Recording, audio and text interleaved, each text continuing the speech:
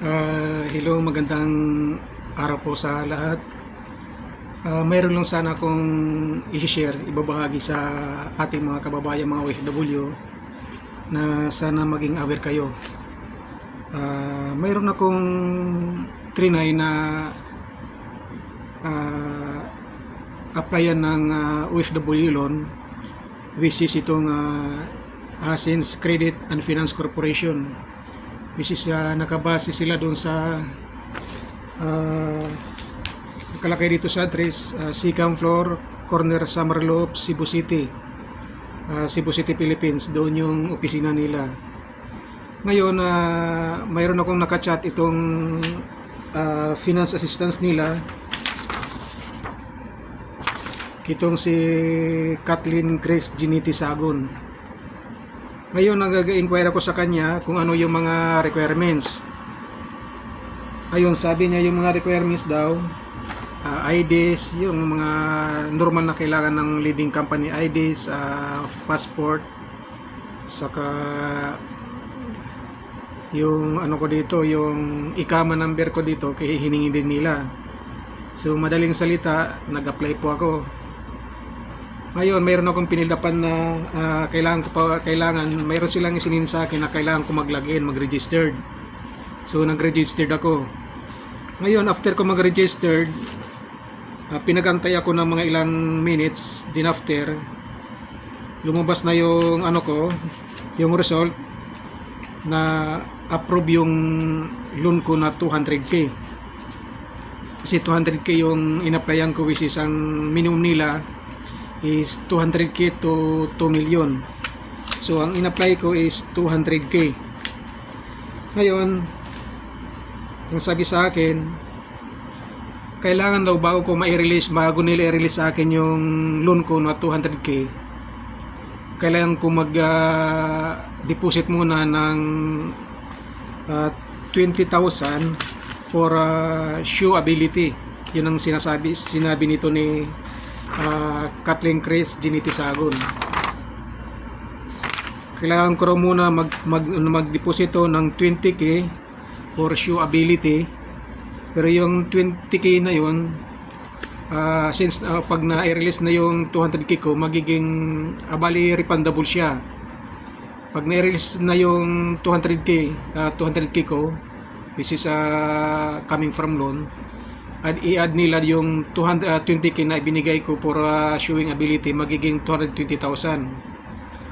So, dahil nga nakita ko na ano naman sa akin, sinabi naman sa akin na ibabalik naman, kasama na yung loan ko na 200, magiging 220,000.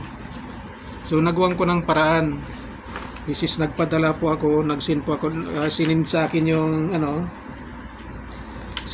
akin yung nag-send sila sa akin ng account number. Ito. Nag-send sila sa akin ng account number, which is kung saan ko ipapadala yung 20,000 ko. Ngayon nagpadala ko, nag-send ako ng 20,000, which ito yon. May resibo pa ako. Nagpadala pa ako ng 20,000. Ngayon, sabi sa akin itong si finance assistance nila,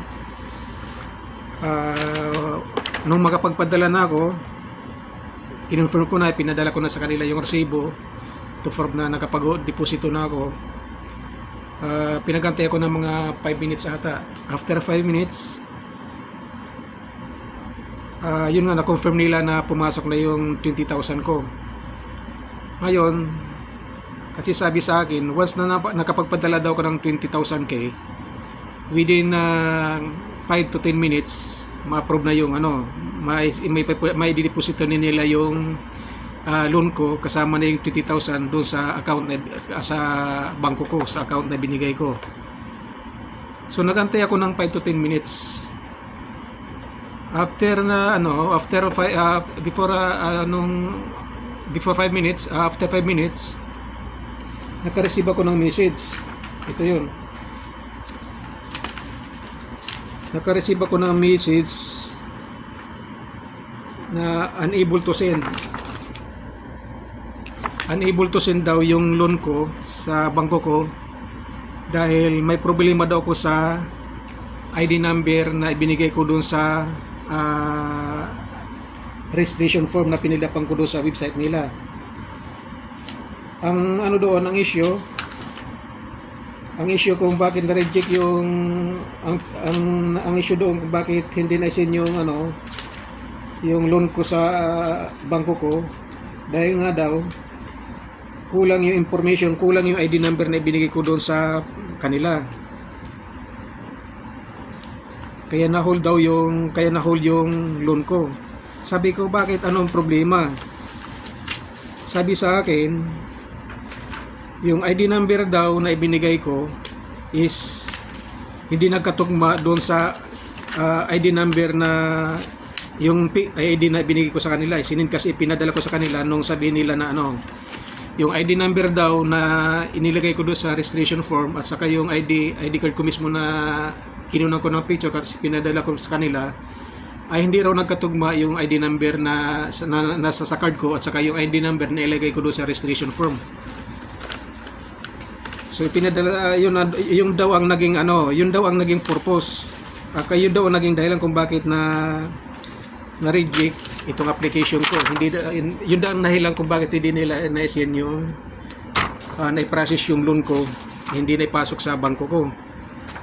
Ngayon, ang tinanong ko, ito yun nakalagay.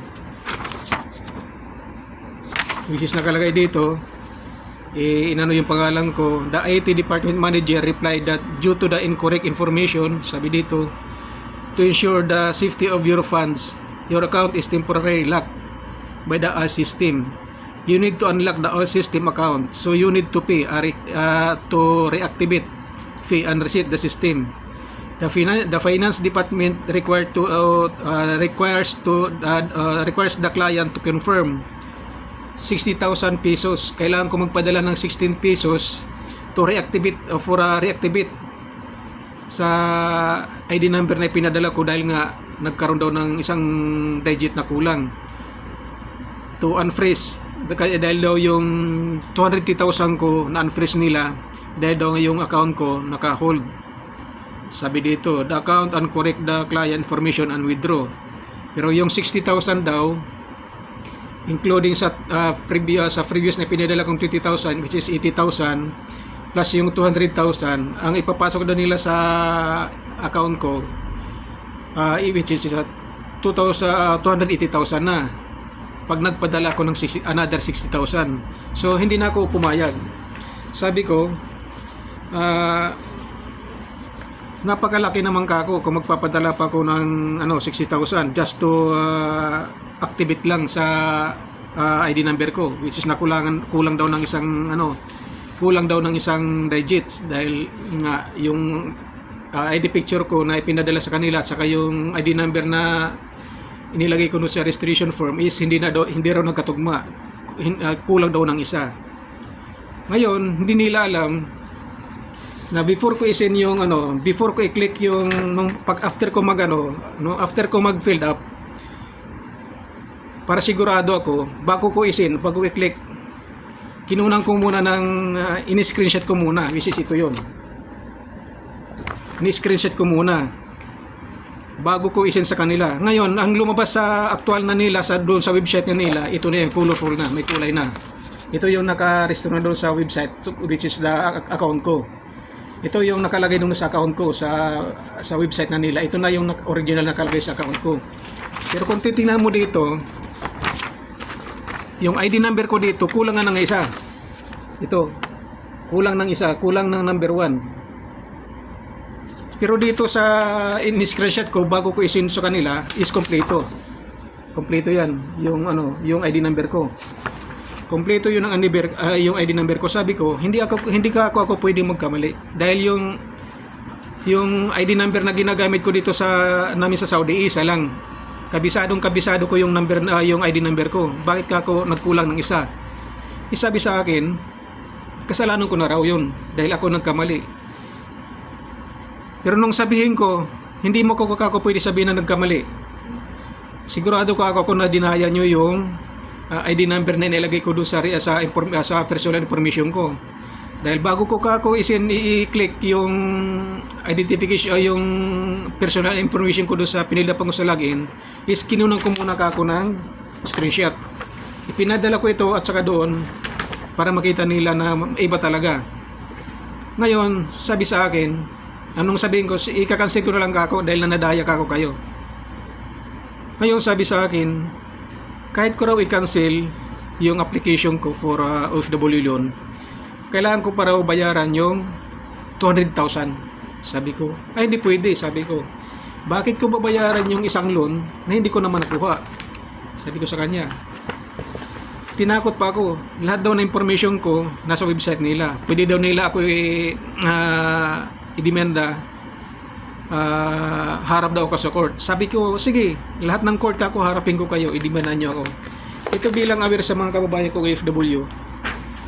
Huwag na huwag kayong mag-apply sa mga online, lalo na dito sa dito sa kumpanyang ito. Sa mga nagpapanggap, I know that this Ascens Credit and Finance Corporation is legit. Pero ginagamit ito ng mga damuhong mga scammer.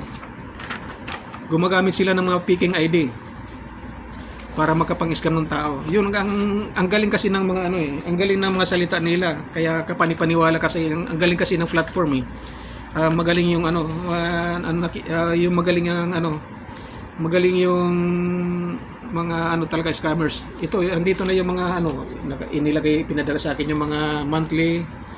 Kaya kapanipaniwala ito yung bracket. Kung magkano yung monthly ko. Kaya talagang naniwala ko ito. Sinin sa akin lahat. Kapani-paniwala. Pero doon ako hindi kasi hiningan ko rin, sabi ko, legit pagka ako yung yung kumpanya nyo.